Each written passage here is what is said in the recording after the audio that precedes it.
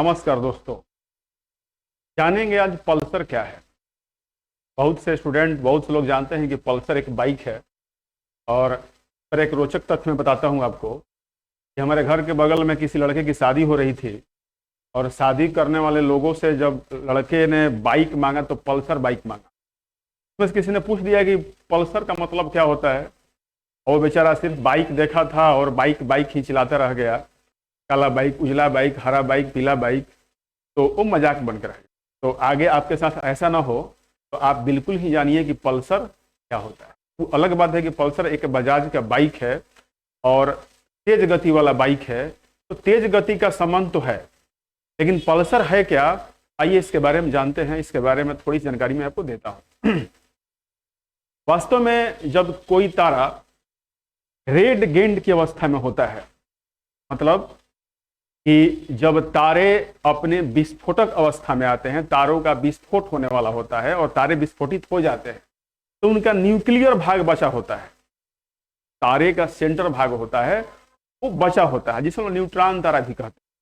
लेकिन जब इस न्यूट्रॉन तारे में एक विशेष प्रकार की गति होने लगती है और इससे निकलने वाले प्रकाश अलग अलग मूवमेंट करते हुए जब किसी एक विशेष क्षेत्र पर कुछ देर के बाद रुक रुक करके आता है, जैसे हमारी धड़कन, हमारा पल्स कुछ समय बाद रुक रुक के महसूस होता है, तो उसी प्रकार न्यूट्रॉन तारे का जो प्रकाश है कुछ समय बाद रुक रुक करके महसूस होता है और पृथ्वी पर दिखाई पड़ती है या अन्य खगोलीय पिंडों पर। तो ऐसे ही तेज गति से घूर्णन करने वाले न्यूट्रॉन तारे ही पल्सर कहलाते हैं। अर्थात पल्सर एक खगोलीय यूनिट है जिसका संबंध अत्यधिक तीव्र गति से घूमने वाले न्यूट्रॉन तारे से है। और इस न्यूट्रॉन तारे का निर्माण कैसे हुआ, मैंने आपको पहले ही बताया कि जब कोई बड़ा तारा विस्फोटित हो जाता है और उसका केंद्रीय भाग बच जाता है, उसे हम लोग न्यूट्रॉन तारा, और जब उसमें गति होने लगती है, उसमें एक विशेष प्रकार का त्रिविमीय प्रकाश निकलने लगता है, तो इस प्रकाश जब किसी दूसरे खगोलीय पिंड पर रुक रुक कर पहुंचता है, कुछ समय अंतराल पहुंचता है, जैसे हमारी धड़कन की पल्स होती है, रुक रुक करके आती है, महसूस की जाती है, तो इसलिए इसका नाम पड़ गया पल्सर। तो आप देख सकते हैं कि एक न्यूट्रॉन तारा है जो बहुत काफी तेजी से गति कर रहा है, और इसी गति करने की जो क्षमता होती है एक विशेष प्रकार की होती है। इसे हम लोग और दूसरे तरह से समझेंगे।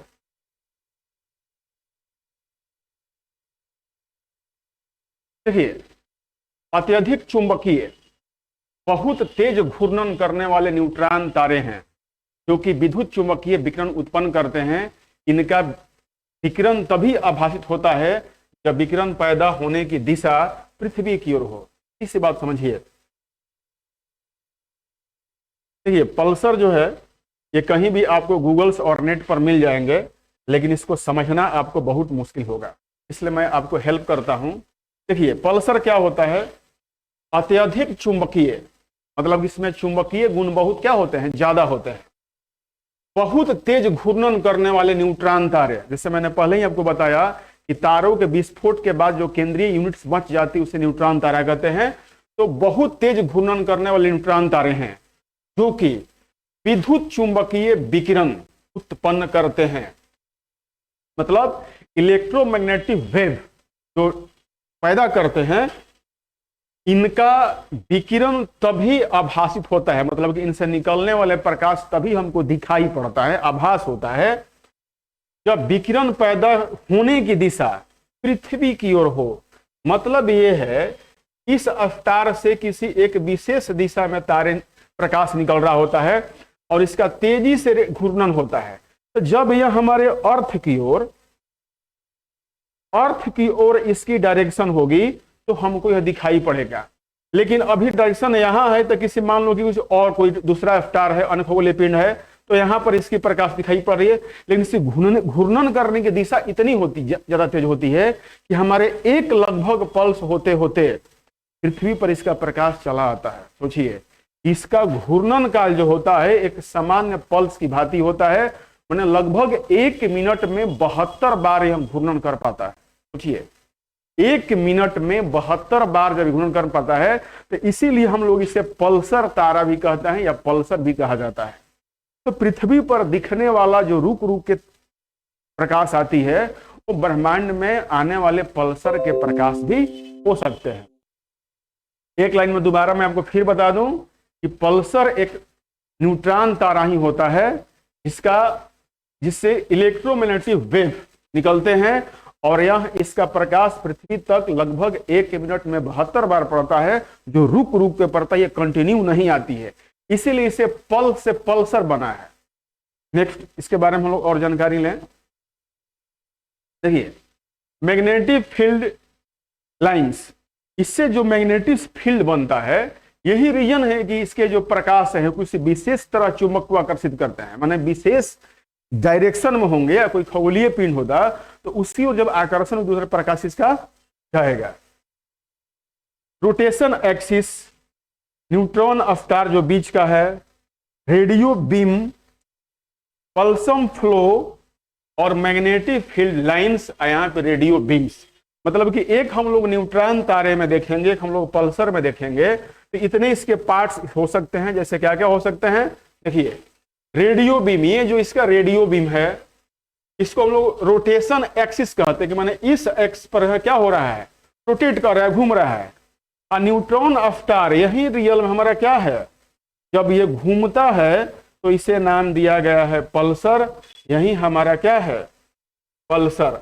लेकिन ये पल्सर तब तक नहीं हो जाएगा जब तक इसमें तेज गति नहीं हो जाएगी, और ये सारे रेडियो बीम, प्लाज्मा फ्लो, जो प्लाज्मा इससे निकलता है, जो प्लाज्मा एक इस तरह की गर्मी होती है, प्लाज्मा एक हीट होता है, शुरू से भी लगातार प्लाज्मा निकलते रहती हैं, तो इन सारे प्रक्रियाओं को मिला करके हम लोग इसको क्या बोलते हैं, पल्सर कहते हैं। तो सिर्फ अगर स्थिर दिशा में है तो सिर्फ न्यूट्रॉन स्टार जो अपने जगह पर तेजी से घूमता है, लेकिन इसमें ये सारे प्रक्रियाएं होने लगती हैं, इसे हम लोग पल्सर कहते हैं। और यह पल्सर जो है एक खगोलीय पिंड है, इसके नाम पे बजाज कंपनी एक बाइक निकाली है। देखिए यही इसका मैग्नेटिक एक्सिस है, अब मैग्नेटिक फील्ड जो निर्माण कर रहा है, ये सारे रोटेशन एक्सिस, रेडियो बीम, ये इसका दूसरा फिगर है। तो आप इसे आसानी समझ सकते हैं, डाउनलोड कर सकते हैं कि एक पल्सर में क्या क्या होता है। मैग्नेटिक अक्ष, इस मैग्नेटिक अक्ष के सहारे इसकी तेज गति होती है, और मैग्नेटिक फील्ड जो इसका निर्माण करता है। और ये जो प्रकाश देख रहे हैं, यही प्रकाश जब रोटेट करते हुए हमारा अर्थ के सामने या दूसरे खगोलीय पिंडों के सामने जब आती है, तो इसकी चमक हमें महसूस करती है, जो 1 मिनट में 72 बार होती है, जो हमारे धड़कन के समान होती है, इसीलिए इसे पल्सर कहा जाता है। तो आज आप जान गए कि पल्सर क्या होता है। इसके बारे में और थोड़ा डिस्क्रिप्शन आप पढ़ लीजिए। अत्यधिक चुंबकीय, यहां पर ध्यान दीजिए, अत्यधिक चुंबकीय,